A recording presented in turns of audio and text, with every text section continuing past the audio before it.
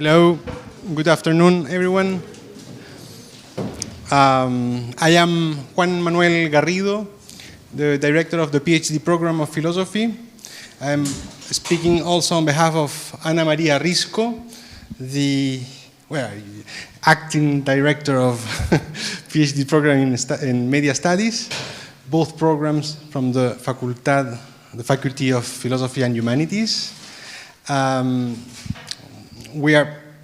We thank you for being here and welcome to this joint academic event for the inauguration of the academic year of both programs. In order to open the event, I will invite Antonia Larraín, Vice Provost of Research and Graduate Studies, to give you to offer you a few words of welcome.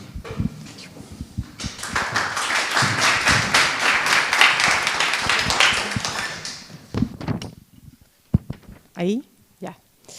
Bueno, buenas tardes, good night. It's a great pleasure to welcome you all to the inaugural academic ceremony of our doctoral programs in philosophy and media studies. I would like to begin by extending my warm greeting to the authorities present today, the Dean of the Faculty, Eduardo Molina, the Director of Research and Graduate Studies, Professor Roberto Rubio, the head of the doctoral programs that are initiating this academic year, Ana María Risco, head of the PhD program in Media Studies, and Professor Juan Manuel Garrido, head of the PhD program in Philosophy. And of course, all of you, faculties, students, welcome to this lecture and to this academic year. I want to extend my appreciation and greetings, of course, to Professor Borck, that is joining us today for sharing his work and thoughts. This is a special day because I have been told that today is Professor Borck's birthday. I won't embarrass you by making the public sing happy birthday today. we do it, often, so it wouldn't be so strange. But maybe others will do it later. But I wish you a beautiful Chilean birthday night. This joint inaugural lecture is super special for the university. We are proud of hosting these 2 doctoral programs, which involve not only serious and rigorous academic work, but that are created and recreated by academic communities committed to the creation of original and innovative knowledge. Communities that are collaboratively opening new fields of interdisciplinary research, crossing the boundaries of what is already known and easier to reproduce. In the name of the university, I want to thank the daily efforts of you colleagues, academics, professionals, and teachers, and of course the students for making this happen. Doctoral formation is, of course, of key importance for our university, that although is small in scale, have always had big aspirations, for good or bad, I don't know. We can discuss that, but of course, we see doctoral students as our best way to multiply our own research, weaving our ideas into new networks, giving them resonance and new meanings. In this sense, doctoral programs, and these doctoral programs in particular, are deeply political. They represent the resistance to abandon knowledge production based on fundamental questioning, aesthetical reflection, and artistic creation. They also represent the affirmation of the commitment to reflexive societies that cannot and must not take the basic for granted. And they are valuable examples of generativity, of academic collaboration, and cutting-edge interdiscipline. We want more collisions, we want more improbable collisions, and I think that these programs are a good example of that. Therefore, I'm looking forward to Professor Borck's lecture. Professor Borck directs the Institute for the History of Medicine and Science Studies at the University of Lübeck, where they apply humanities methodologies to scientific practice and medical fields. His institute has developed significant expertise in genuine interdisciplinary work driven by concrete research questions, and this approach shows how humanity-based inquiries can meaningfully engage with contemporary challenges in science, technology, and medicine. The Institute's research span an impressive range of relevant fields from ethics in biomedical life worlds and medical humanities to feminist theory, cultural research, and critical neuroscience. And all these fields, we cannot, give them for granted today, specifically or particularly critical theorization and, of course, feminist theory. In the Institute, they investigate how medicine, biosciences, technology, and informatics intervene in human life and shape modern societies, analyzing the conditions and effect of modern medicine and its associated sciences in contemporary life worlds. This approach is particularly valuable as we continue to develop programs that demonstrate the relevance of humanities and arts in addressing today's complex challenges. We are very grateful for your presence today, Professor Borck, and look forward to learning from your expertise. Thank you very much.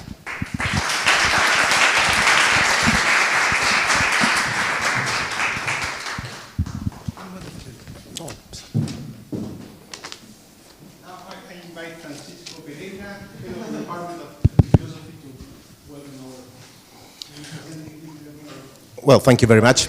Good evening. It is my honor to introduce Professor Cornelius Borck. As Antonia mentioned, he is currently director of the Institute for the History of Medicine and Science Studies at the University of Lübeck, a position he has held since 2007. Previously, he served as an associate professor at McGill University, and he's also a member of the National Academy of Sciences Leopoldina and the Academy of Sciences in Hamburg. Professor Borck brings a truly interdisciplinary background to his work.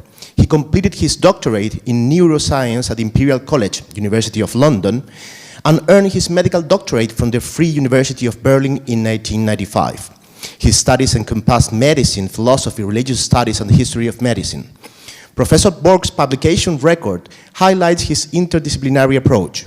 Good examples are his groundbreaking work, Brainwave, A Cultural History of Electrocephalography, and his introduction to the philosophy of medicine. which has become an essential introduction to the field. His extensive publication list spans topics from neuroimagining and medical epistemology to psychiatric history and scientific visualization. What distinguishes Professor Borck's scholarship is his creative cross-disciplinary approach that bridges history and philosophy of science with art history, art theory, and media studies. He poses innovative questions that revitalize academic discussions, often constrained by disciplinary boundaries. His work engages directly with contemporary phenomena, from the impact of medicine and technology on human lives to the technical transformation of culture. We are particularly pleased to note that Professor Borck is currently co-supervising one of our doctoral students in philosophy throughout a co-tutel, strengthening the academic ties between our institutions. Professor Borck will now present his lecture entitled Science, Its Searchlights and the Drunkard's Keys. In this talk, he will explore the layers of experimental practices in modern technoscientific research throughout the lens of the familiar story about a drunkard searching for his keys under a streetlight.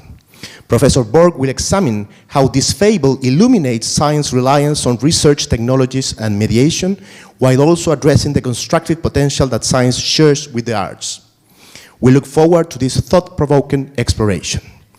Now, a final personal remark. I wish you a very happy birthday, and I am sure your talk is an excellent way to start the celebrations. Thank you very much.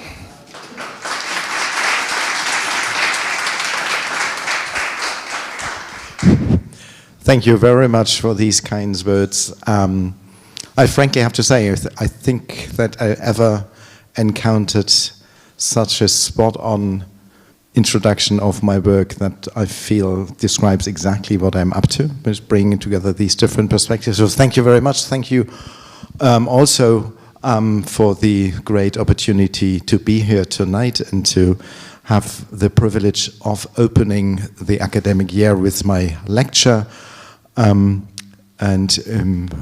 Instead of greeting all of you who are responsible for all of this, I just want to say hello, especially to the graduate student who actually now start the academic year with this lecture. I especially feel privileged to opening a year that combines philosophy and media studies, because as you already heard, that's very close to my approach to the kind of question I'm asking.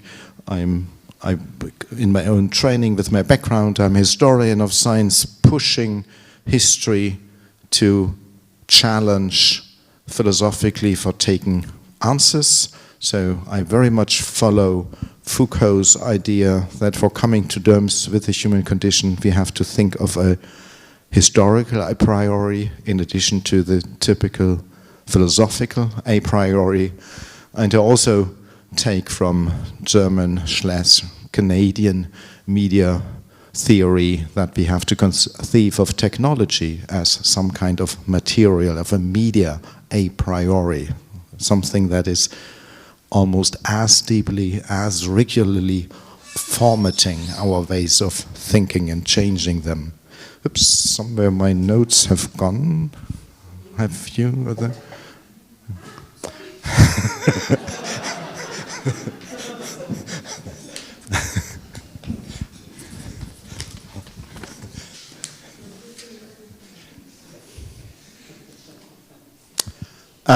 And I think I can directly start, because you have already heard that I want to use the famous joke of the drunkard as not just introduction to find a way into the discussion, but actually as a framing for asking the question, how can we investigate and understand what it does mean to do science, to do research? Research as a human activity, research as a peculiar investigation of nature in a way that it changes our human being, and it actually changes the entire world. And I start with just by reading the joke that obviously I guess all of you know. A policeman was walking his beat one night when he came upon a drunk man searching around on the ground underneath a street light. The policeman asked the drunk man what he was doing. The drunk man said he was looking for his keys. The policeman started to help him look for the keys, but they couldn't find them. The streetlight shined brightly on the ground, but there were clearly no keys anywhere to be seen. After a few minutes, the policeman asked the drunk if he was sure he had lost his keys around there. The drunk man said no, he actually dropped them a couple of blocks back, but the light was better here. So this obviously is a joke, but it's more than a joke. It's actually a joke that circulates, as I've learned, particularly among science students, as advice, not to just go for the easy, low-hanging fruits, but to study their science more thoroughly, apply the methods more rigorously and more self-critically. And that's actually also the reason why, because of this joke, I came up with this picture, searching for, being asked that the announcement of this talk needed a picture. I searched myself and found all kinds of pictures that I didn't like until I eventually ended on Wikipedia's entry on the searchlight effect. So this is the illustration for precisely the effect I'm talking about as decided by Wikipedia. Because so meaning that already Wikipedia uses this story with this at least additional layer of advising scientists to be how to understand their business properly.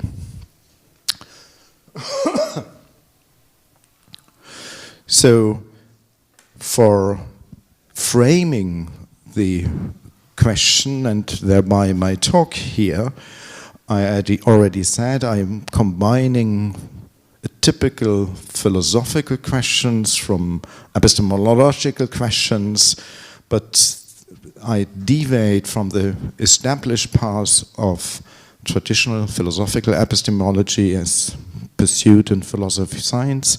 I'm not so much asking the question, how can we logically reconstruct science? How can we determine whether a theory is logically sound, whether statistical reasoning is valid? I'm, as a historian of science, much more interested in how science took specific turns and ended up in different shapes, forms, and theories in the first place. I do understand that it is very important to reconstruct theories and prove whether they're valid or invalid, but I'm interested in how new science comes about. And if history tells anything, it does tell that science does not follow the rules by the philosophers. So in order to understand the development of science, we have to study it empirically. And that's been an area of research that has been massively propagated and moved forward by what we now call science and technology studies, or what once was science of science, taking science just as an object of study and bracketing decisively, bracketly on purpose, its internal disciplinary scientific logic, and studying as if this would strange behavior of a strange tribe. And this is really a surprising thing. We are all accustomed to science in Western society, but hardly any one of us understands how science really operates and functions. I guess everyone entering a university as a professional quickly realizes that there's a complete arcane Byzantine infrastructural network underlying academia, of which the textbooks just do not really provide the antipieces. The way how we organize our systems and organization, ways of thinking are very, very different. The same with scientific papers. Scientific papers follow the best established rules for convincing the reader, not for describing how the scientist arrived at their research in the first place. historians of science have to take as first lesson that the publications are wonderful and very important, but that the papers hardly provide information about how the science came together, although we require a method section. And you can take this empirical scrutiny even one step further, because theory is also that which informs our understanding of the world in general. So this historical reconstruction or the social science reconstruction of the rules are themselves scientific endeavors to make sense of how we arrive at our present knowledge, thereby arriving at a triangle of competing explanatory frameworks, one being historical, one being social science-wise, one being more normative or logical reconstruction-wise.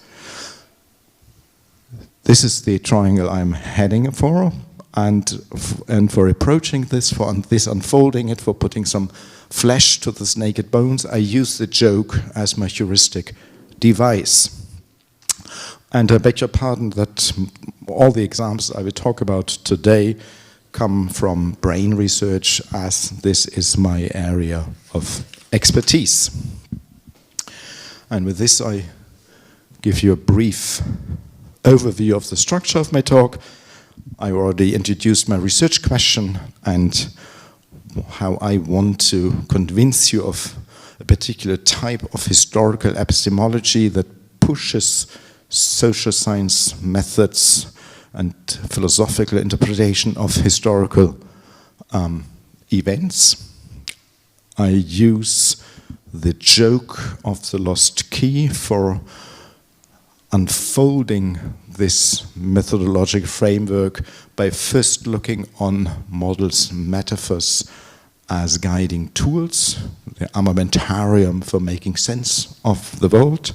And I start by doing this for explanatory, so pedagogical, didactic purposes, and then move from there to scientific purposes, which then helps me to come to the core of my argument, and that is that actually research technologies, the scientific apparatus, is exactly a formatting device, what I introduced in the very beginning of my talk as the material a priori. It's taking serious the situation that our questions go elsewhere as where the searchlight is, but that we don't have any alternative but to look where the research technology shines. We have to come to terms with this tension. And this then allows me to approach a conclusion by just taking further cues of the joke for commenting further on the peculiar endeavor that doing science, doing research is. And I conclude with some general remarks. Again, I start by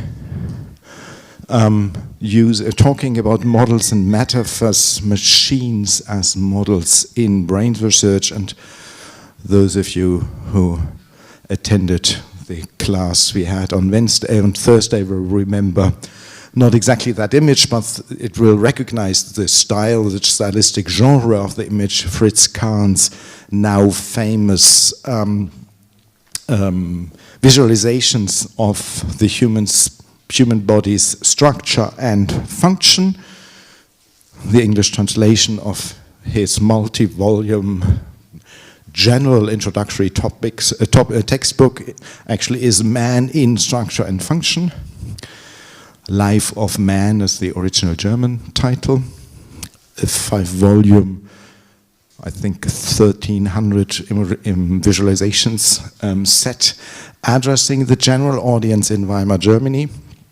And here you have one with this typical Neue Sachlichkeit style of illustration, using the then new, highly attractive cultural technology of cinema for explaining seeing.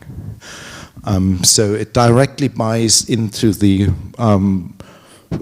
everyday experience of the audience of going to a cinema and uses it for explaining how the brain works.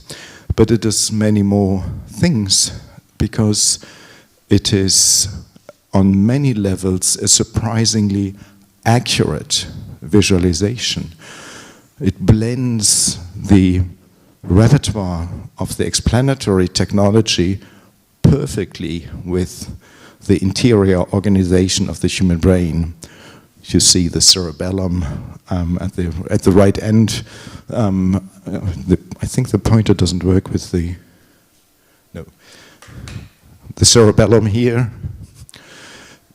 And everyone is familiar that it's not just called a lens. We do have a lens in our eyes, and thereby the image we recognized is projected upside down on the retina. And if you wear goggles that turn the image, it takes a week to 10 days, and then automatically the brain will switch and we will recognize again what's up and down. So that's correct, so to speak. But also here, that there's a relay station in the brainstem is actually the organization of the optical pathway, as well as that the optical cortex is in the very back of the brain, whereas some sense of intentional control, action, is supposedly more located toward the forebrain, and actually action generated there would have to go down to the speech apparatus before eventually the person can utter the object that has been recognized. And of course, of all possible objects, it obviously has to be a key, the lost key. The object here is not at all just an object. It's a metaphor already in itself. It's the key to the big question, to the mind-brain problem. By taking recourse to machines we understand, we easily recognize, that's the promise inscribed in this visualization, we will be able to understand ourselves. The big enlightenment project. Human technology is a help for getting there. And obviously, as you know, this has been a very long story, the entire story of modernity. In this strictly fundamental philosophical way can be told within this framework with Cartesian dualism revolving exactly around this question, how the causally closed world of material things, including human bodies, can possibly interact with this other closed world of logical reasoning. The famous image has not been published by Descartes himself, and as well as probably know that de la Mettrie wasn't allowed to officially publish his famous treatise on the man-machine. And this is actually the Berlin copy, so the librarian added in pencil, author Julien de la Mettrie on the first page. And already in early modernity we have this loop into artistry, into artisanal craftsmanship, with the clock industry producing not just one, but an entire series of automata. And again, not just any automata, but certainly, yes, of course, automata reproducing, mimicking, peculiarly, decisively human faculties, writing, drawing, music making. And perhaps one final last detail on the particular image by Fritz Kahn.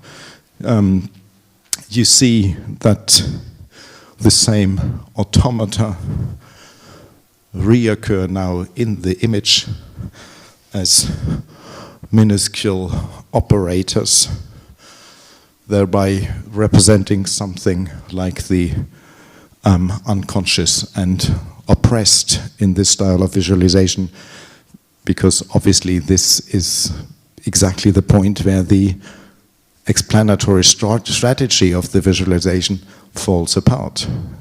The image does not at all have a solution to the mind-body problem. It just reintroduces the problem by means of the homunculus. It's an illustration exactly of the problem of the homunculus that so many attempts to solve the mind-brain problem suffer from. So the illustration functions as a didactic tool on the one hand, and inadvertently also as a visualization of the very philosophical problem. Visualizations do not only function by taking recourse to machinery, to the well-known, to the world of mechanics and the world how we know. The great things about models, metaphors is that they at the same time operate on the purely symbolic level. And on that level, we can engage in the visual precisely for making the invisible, perhaps even unimaginably conceivable, to think it through. Just two famous examples. I think this is a twist in the philosophy of metaphors and models that hasn't really sufficiently been explored and deserves much more attention. Just one, perhaps the two most famous examples. So the first one in this context obviously has to be Charles Sherrington's famous Enchanted Loom. So the most quoted model of for the brain in the 20th century. The brain is like a magic loom, like similar to a swarm of fireflies in a midsummer's night. Neurons would fire, myriads of neurons fire constantly in the brain. If we were able to look into the brain carefully enough, optogenetics may help us doing so, and then we will see how out of this myriads of flashing nerve cells eventually the fabric of rational thinking is being woven on this magic enchanted loom. Sherrington, the British neurophysiologist that coined the term synapse and published The Integrative Action of the Nervous System, providing the first comprehensive theory of the functional integration of incoming signals, their computation and translation into executive commands as by this new theory of the nervous system. And the second famous example is Sigmund Freud, one of the greatest science writers ever.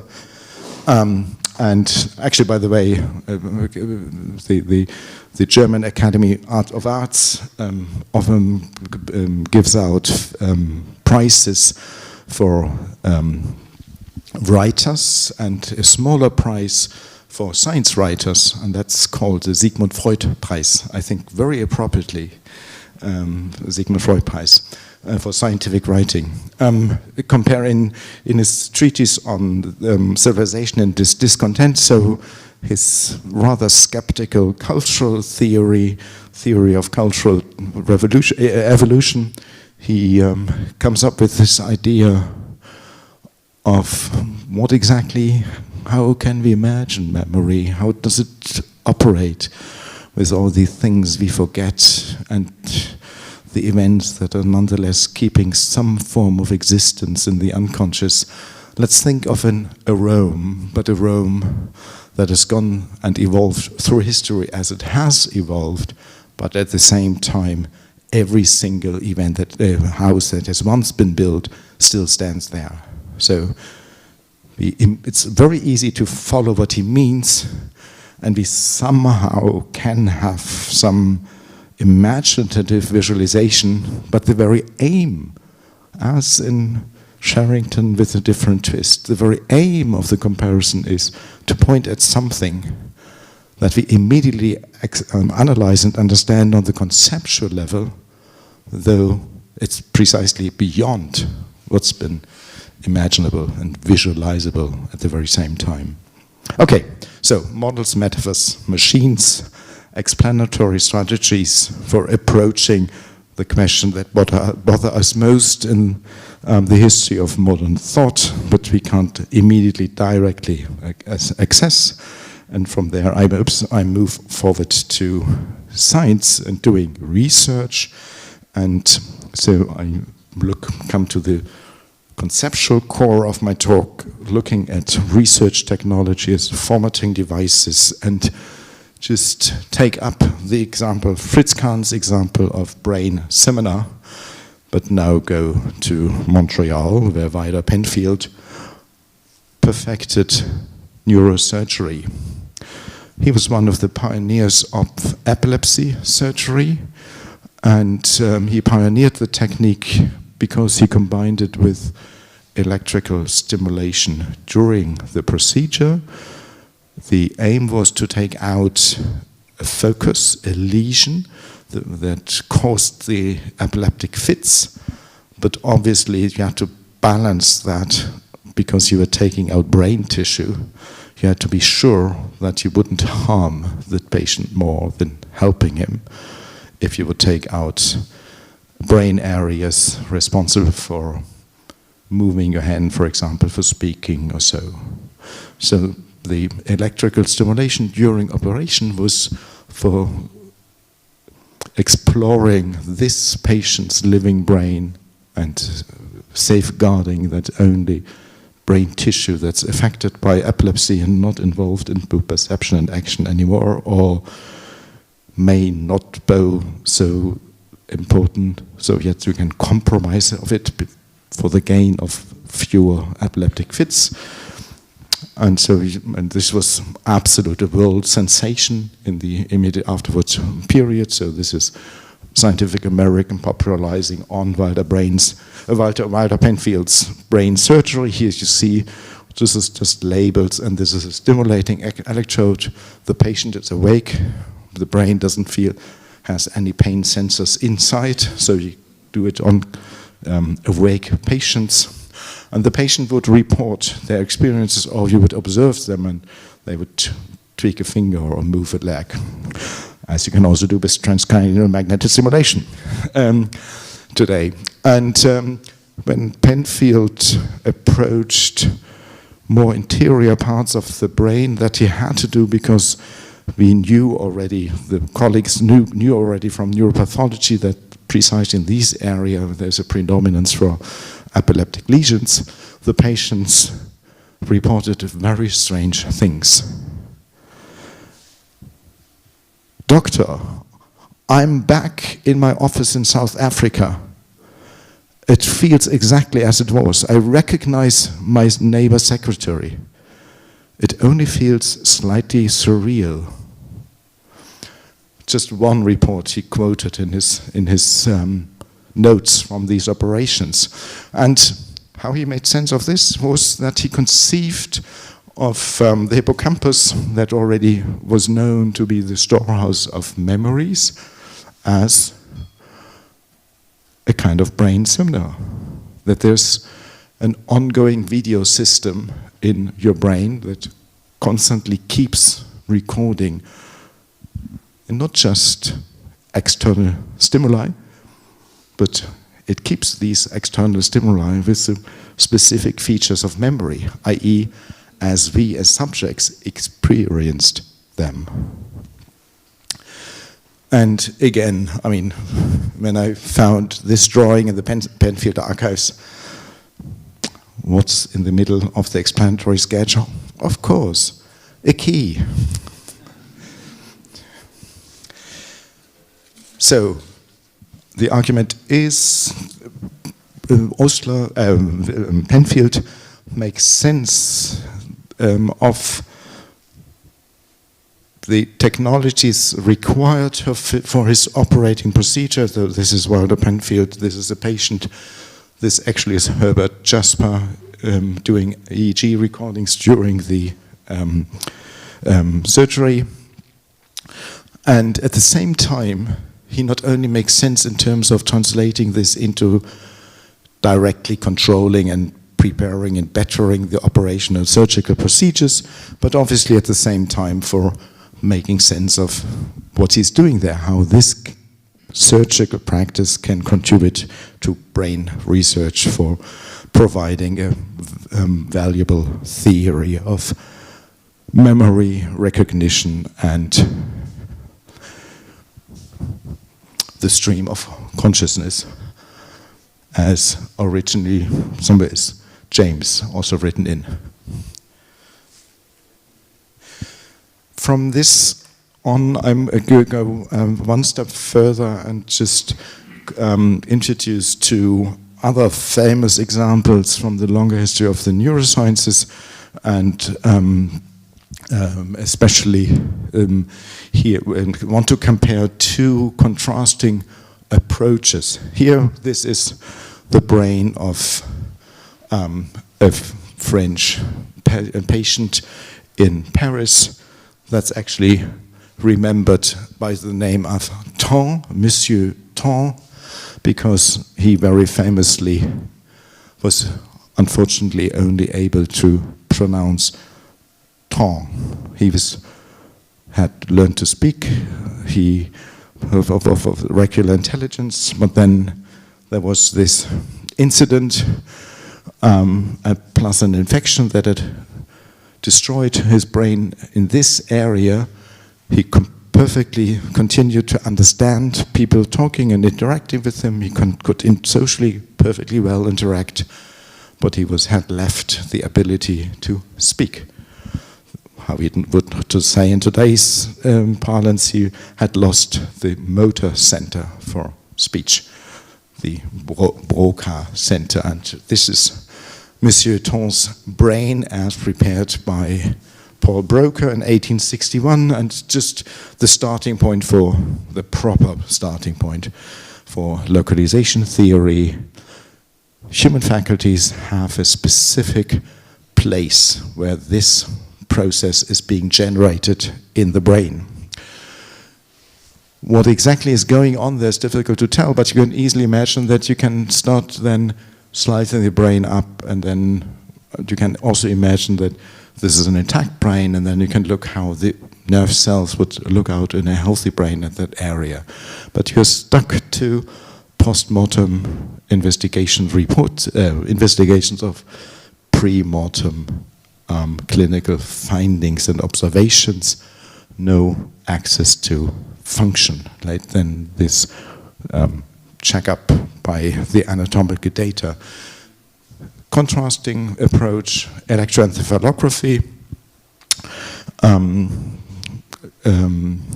You can just stick electrodes to the brain, to the head. Actually, the external part of the head, actually, just one electrode and back and front suffers to record something like this. You find 3 recordings from one and the same experiment. The bottom line is just time in 1/10 of a second, and this is a recorded brain signal, just one single channel. So the resting but awake brain resonates, swings very nicely in a rhythm of roughly the same size, 10 waves per second, alpha waves it's now called, and the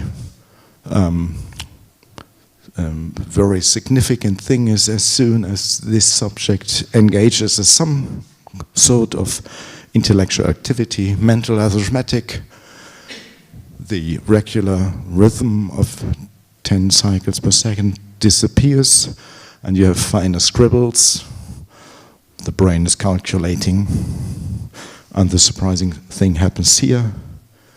Just 1/3 of a second after the subject utters, here's the result. The brain swings back in its resting activity. So, a world sensation when published in 1931, and a technology that spread across the world within 10 years, and yet you have no clues what's going on there. either you have just form and morphology, or you have extremely fascinating functional information. That was the conundrum of brain research for at least 100 years. And when eventually technology was introduced that allowed to bring together anatomical plus physiological information, structure plus function, this was hailed and advertised as the ultimate breakthrough. Functional imaging. You have it already in the name. You have the wonderful anatomical details. You recognize the cerebellum from Fritz Kahn's original sketch. And now superimposed on the anatomical data, you have the analyzed magnetic signal from the functional recordings, and you see that you have increased activity at this spot.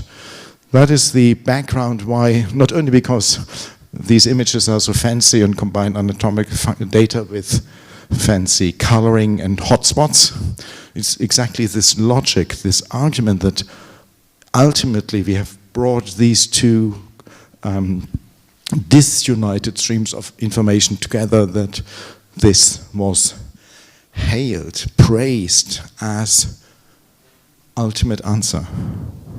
I'm not saying that this is wrong. That's not the argument. The argument is that the conclusion that this is the perfect technology is only justified because of the material a priori of the previous traditions. This is a very incomplete way of understanding brain research. For example, there's still thousands, hundreds of thousands of cells, and nobody has a clue how they interact. For example, the signal you measure here is not nervous activity at all, as it was in the EEG. It's the replenishing of the sugar stores. That's actually the signal that you detect here, seconds after the burst of neuronal activity. And yet, because there was this frustration of not coming further, and these images being so compelling, that just because of this information that became available, it was perceived as perfect answer. That's the argument I want to make. And just for giving you a few more cues, where we go with this technology, ultimately brain research could start asking useful questions. By that I mean questions with very intimate relations to our concerns as human beings living in society. The technology is scanning. So quickly there emerged a new journal with the acronym SCAN. But it stood for, or does stand, the journal still exists, Social, Cognitive and Affective Neuroscience. Because that's precisely what the technology offered. It brought research that hitherto was limited, restricted to animal invasive animal experiments into the real world of feeling, socially interacting, culturally adapted, and cognitively rationalizing human beings. And this being a Jesuit university, I thought I should also bring in one example from the neuroscience of religion, just to see how the technology, again the research technology, formatted an entirely new approach to studying these phenomena. The basic idea is that in Christian religion, everything is about mastery of the self and shaping and perfecting your inner self. There's no debate whether that's true or not, or how accurate that is. It's just the basic difference is important here. Whereas in Tibetan Buddhism, everything is about letting loose. immersing yourself in some sense of general awareness, letting go of the self. There must be a neuronal substrate for that. There must be a different activation area. And yes, the technology is ready to provide for that. The technology does provide clues for that.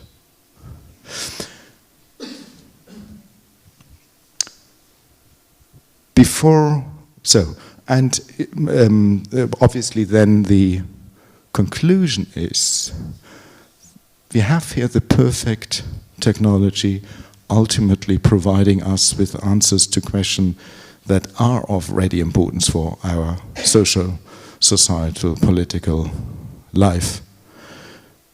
The way it provides these answers is by pointing to a biological substrate. That's the second part of my argument I want to bring across here. So the first one, the research technology formats how we can look for answers to the questions that interest us with the help of the searchlight, because outside of the searchlight there's just the dark. The second part is that the answers come pre-formatted by the technology. Functional imaging can only offer structures. The intuitive way to read this image is that this is the seat of thinking in this particular way. I'm not saying that this is correct or wrong. I'm pointing to the fact that you're guided to think this way not by the results that have come with the research, but by the research technology itself. And for convincing you of this argument, I contrast it with the other technology. The other technology just produced, you remember, these strange scribbles of EEG records. We as human beings read these visualizations immediately with the association that this is some secret writing. This is code to be decrypted. Maybe not by linguistics, maybe by neurophysiology, but it's code. There's calculation behind. You would never arrive at calculation on basis of functional imaging. You arrive at ontologizing. This is the structure.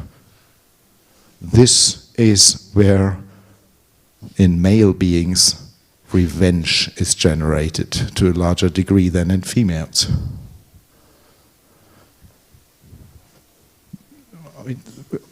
All these are seminal research papers. I don't want to joke about the research. I want to point to the shaping and formatting of the data and how we interpret these data. So this is Norbert Wiener being fascinated about electroencephalography in the mid-1940s and immediately inventing an analysis of the coding in the EEG signals. And of course, using his own EEG as material to be analyzed and identifying that this second peak at 9.1 hertz is the signifier of his extraordinary intelligence. So what I wanted to bring across is that the research technologies, yes indeed, functional imaging brings together form and functions, but this comes at a price that we assume that the key to making sense of neurophysiology is by localization, by structures, by neurophysiological substrates. Whereas the technology itself of EEG or magnetoencephalography and other recording techniques is the brain is a computer. Works by some kind of clever integration rather than by the anatomical layout.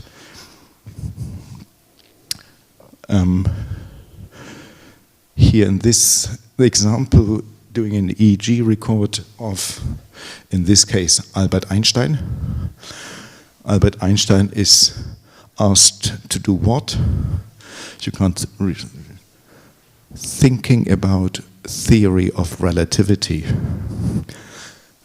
Again, I mean, this is actually a joke, but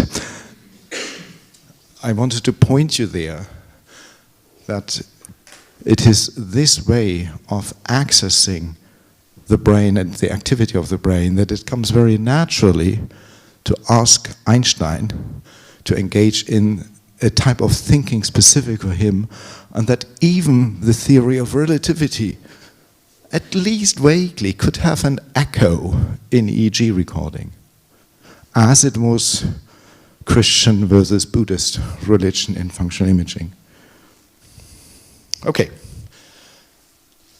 This was the theory part of the talk, and I now just round it up by going back to the story, strange circumstances of the joke.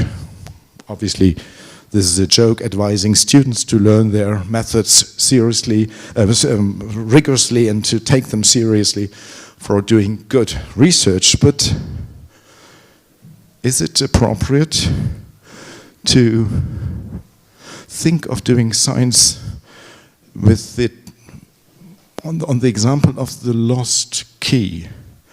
Isn't it the case that science is rather about discovering the new? Isn't the example misplaced from the outset by starting with the lost key?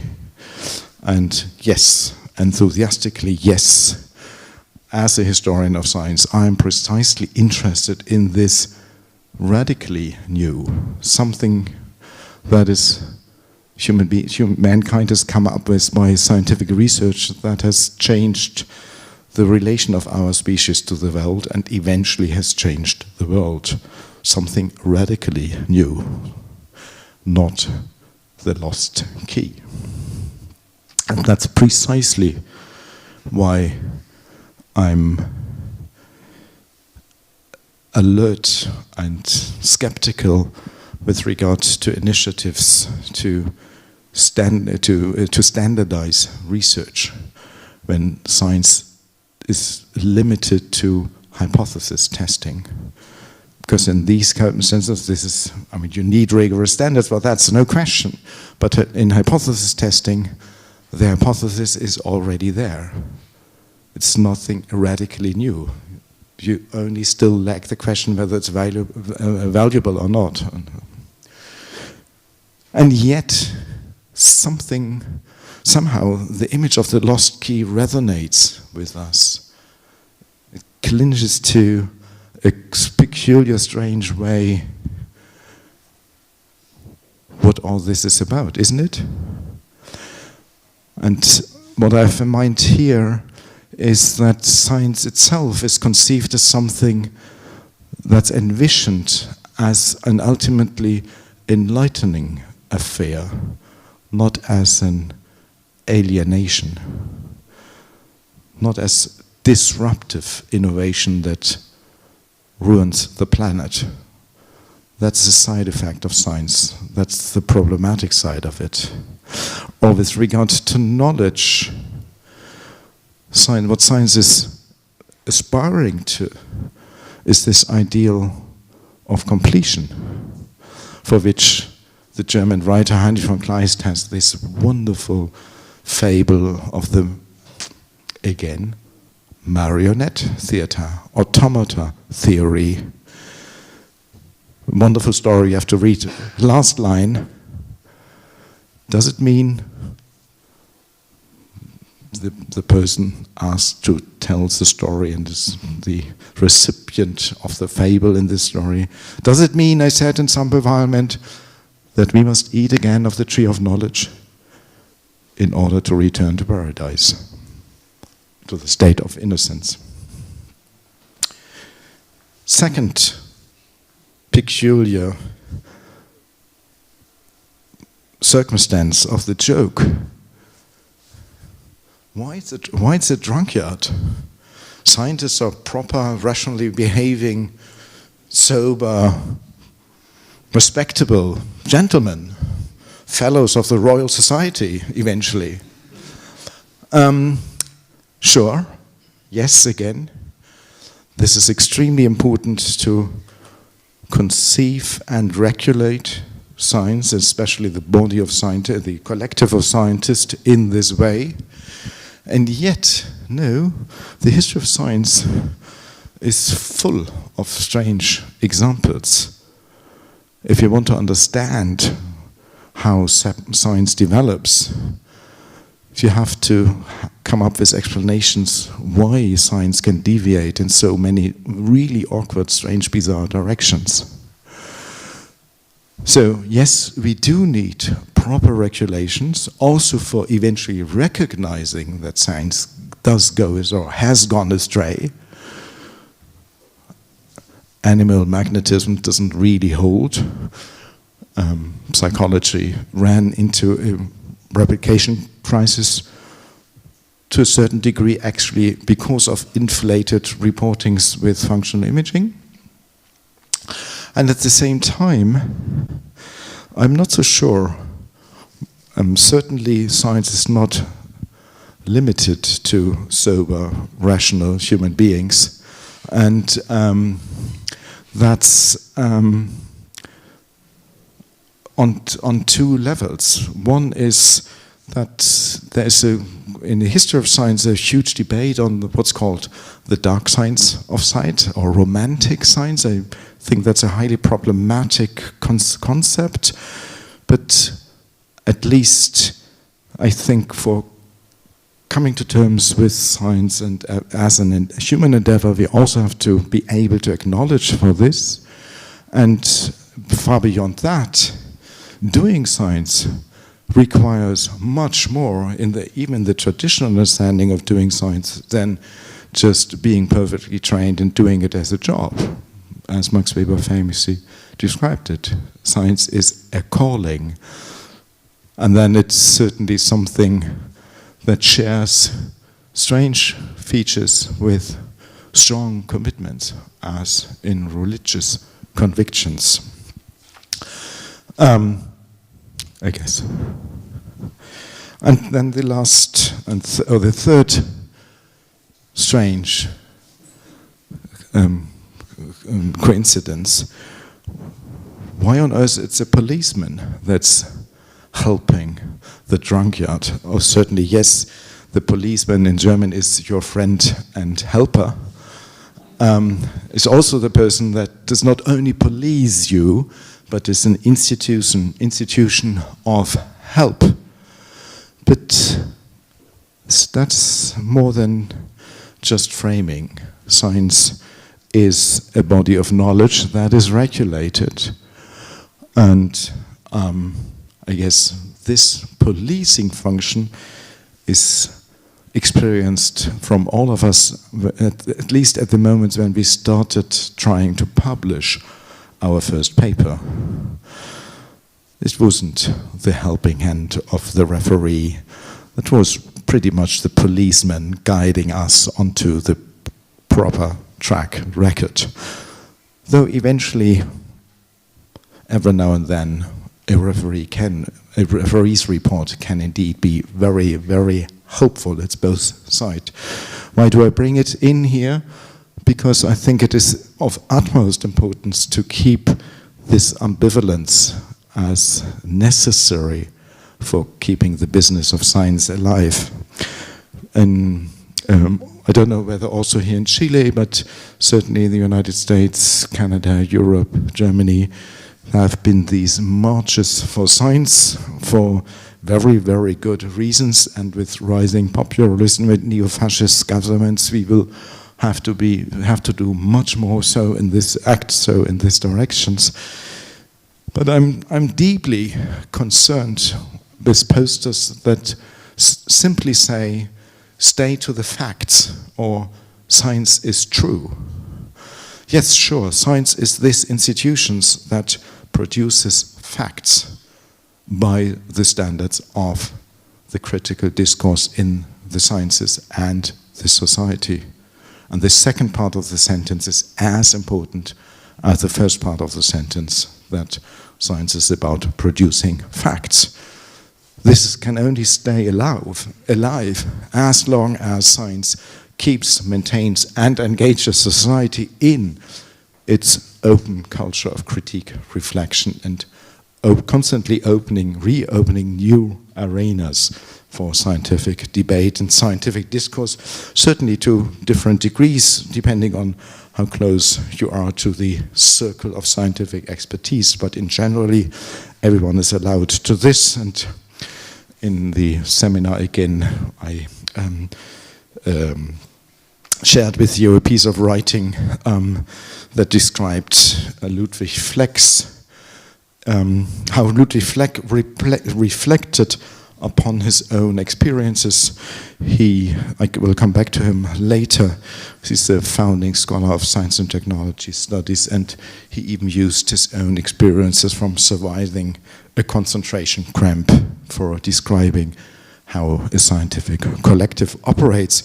But more so, in a fantastic dialogue, he explained why any aim to police and protect science will eventually ruin it or result into some form of dictatorship. I'm coming to a conclusion. Ludwig Fleck, I already introduced to you, wrote one book that summarizes what I wanted to bring across in just the title of the book, Genesis and Development of a Scientific Fact, against the then prevailing view of the then brand new philosophy of science. He explained that it's not the context of discovery versus the context of legitimization, which is important for understanding science and its development, but investigating as an empirical phenomenon how it's generated in the first place and how it is then developed by the scientific community in close exchange with the society at large. Scientific facts have a history and not just a significance, and they're in constant transformation. It is the thought style of the collective of human beings that is as important as the instruments that are themselves materializations of previous attempts of doing science. What does it mean? What does it imply? Push science further, staying open to other realms of the world. Two concluding examples. One, I may attribute to Chile and Chilean neuroscience, of course, Francesco Varela. Neurophenomenology, again, I'm not going to discuss that in general or whether it's good or bad. I just think it's a wonderful example how you can push for new answers by bringing in very heterogeneous disciplinary expertises and trying to propagate science and move it forward. And the second example comes from the arts proper.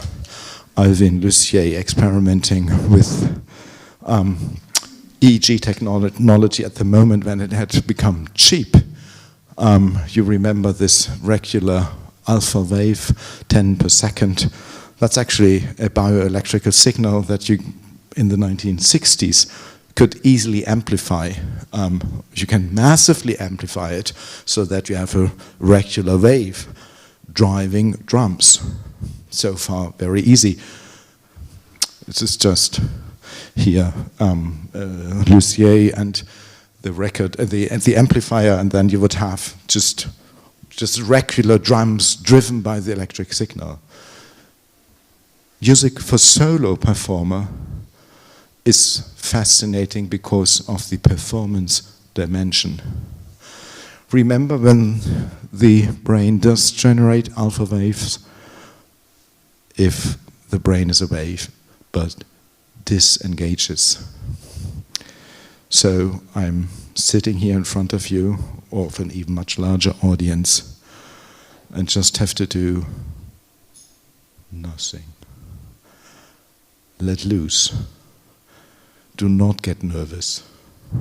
Although I sit in front of you and still nothing happens on the drums, I have to relax more strongly instead of the tension building up. You can easily convert that also into a game. Imagining you competing in relaxation, playing brain ball, hitting the ball into your enemies and scoring a goal by being more successful in not engaging in the game. Just that we can do this as human beings, I think, points to both the formatting potential of the research technology and this strange realm of creativity. Last slide, last statement, quoting another German scholar, philosopher in hermeneutical anthropology, Helmut Plessner, a emigre philosopher, announced his first lecture course after re-migrating into Germany, University of Göttingen, gave a course on the Menschenverachtung. And in this lecture you read, I think, what encapsulates the message I want to bring home tonight. Every theoretical determination of our being is an anticipation of practice. What we become depends on it. As man sees himself, he becomes. Therein lies his freedom, which he must hold on in order to be human. Last question, closing with the joke. The story happens during the night. The easiest answer would be just to wait until daylight reappears. Strangely enough, we humans can't do that. Thank you for your attention.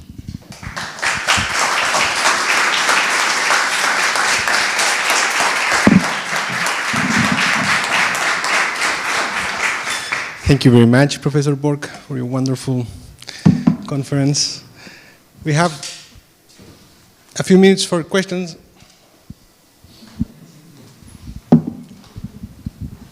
Thank you very much. That was fascinating.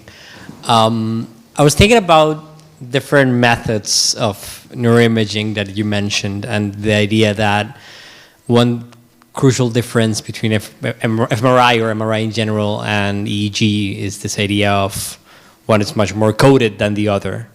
And I was also thinking about the development of other methods of visualization in neuroscience.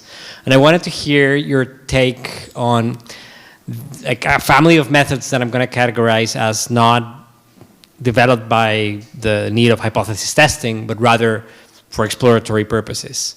And it seems to me that there's a lot of neuroscience geared towards what I'm going to call like playing with new toys.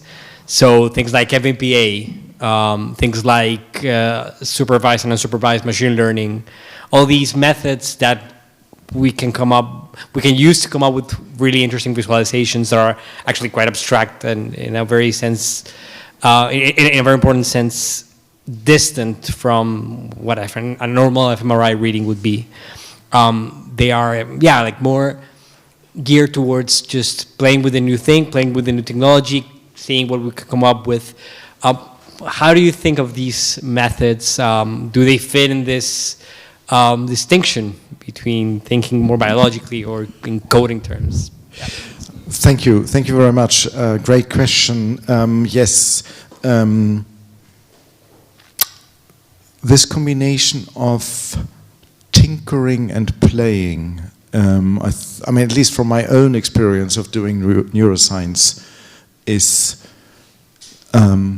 decisive, or has been decisive for the development of the field. I'm not sure. I mean, I guess one would have to compare it with other areas of doing research in the life sciences. Obviously, with this, I mean, tinkering is, I guess, something that is shared by many researchers in science research. Though, on the other hand, there are also many research environments that does not allow, or that only allow for variance or more tangential ways of playing around. I mean, as soon as a single experiment requires dozens or thousands of operators, you can't play in the same way. But also, playing with incubation periods is much more difficult. It has not the same time of immediacy, although tinkering also does play an important role. So, yes, great point.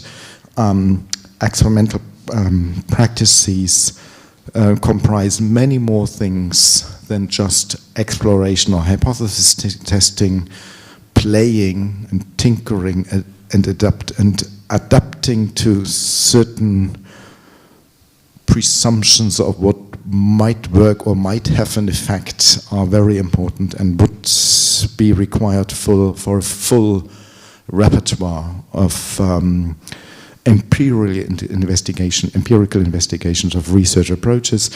I don't mean code versus structure as an all-encompassing exclusive binary, though I do think that it's a pretty fundamental binary, and so my suggestion would to go example by example and look how much they share with the code or the structure pole of visualization strategies. So I think in this, as a rather polar field, I haven't come across a third area that could, in a similar way, function as an attractor.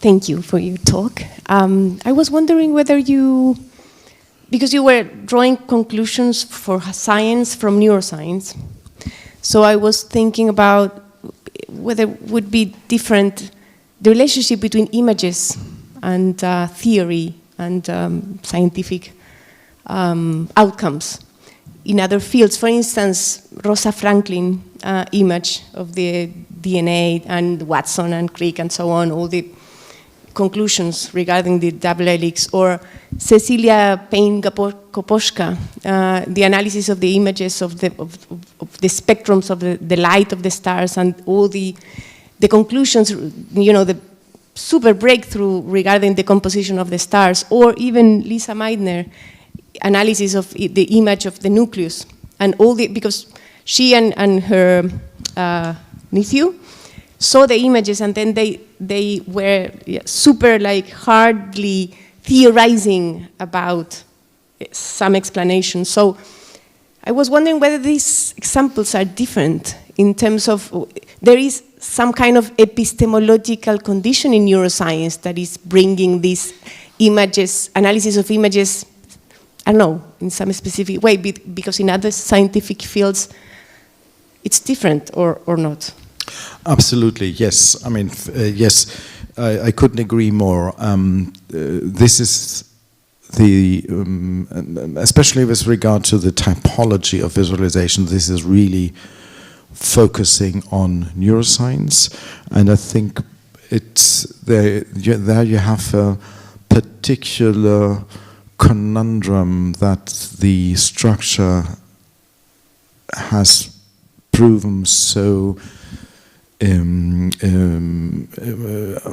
untractable to easily open to functional conclusions. And the realm of visualizations is obviously covers many more, not only sciences, but different forms of scientific activities. And the sciences themselves revolve around different knowledge questions and epistemic ideals. So if one wants to compare neuroscience and or brain sciences, it's just, I use it as a single word, though it obviously comprises a vast heterogeneous array of methodological approaches. But if I want to add, by comparing other disciplines, I first think the most logical extension would be molecular biology, because there you have exactly this, or you have at least a similar tension between the coding approach and structural cues, the ladder, the ladder of the amino acids and the structural coupling together with the code of the different amino acids. But that's certainly something very different, and yet Peter Galison has made a similar argument for theoretical versus experimental physics, but he's framed the argument very differently. No? I mean, the experimental physicists looking on the bubble chamber visual recordings, with the theoretical physicist coming from their formulas and Ricardo simulations. So yes, he makes a somewhat similar argument, not code versus structure, but formularization and mathematical calculations versus topographical relations in images. So, and that I'm only pointing to you that there is other work that one would have to compare and to contrast with for coming up with more specific registers of forms of argumentation by means of images.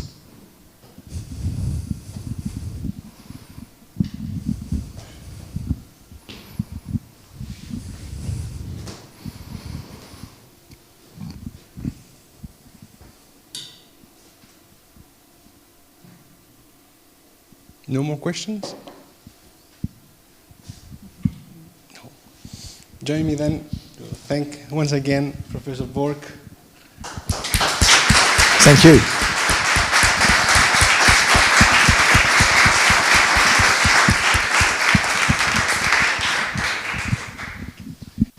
I guess you have to sing now.